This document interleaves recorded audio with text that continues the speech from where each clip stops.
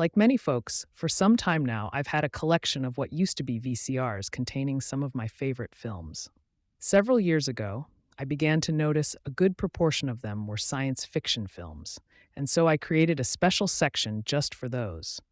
The intent was to begin adding to that section some of the vintage sci fi films that really make a great collection.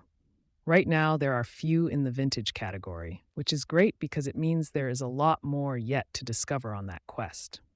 For now, I am listing for posterity the films currently on the shelf, and I suppose the only value to you, the listener, is to get sense of some of the topics that might appear later in the blog.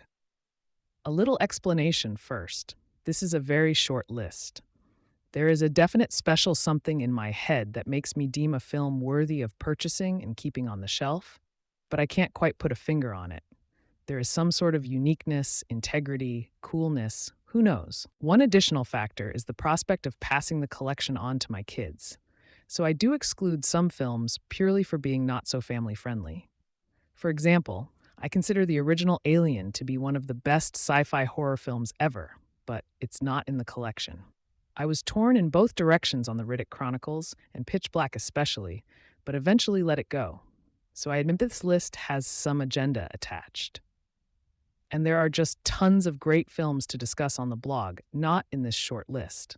Although this is just of value to myself, I nonetheless feel the need to have an official record. So here goes.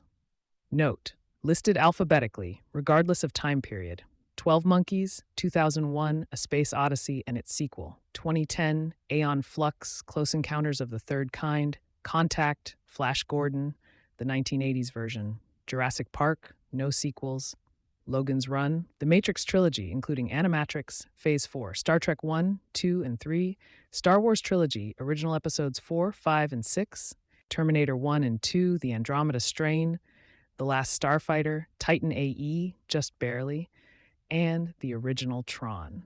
One superhero film in the collection, the original Superman movie, almost plays like a sci-fi thanks to the opening sequences, so it's included too.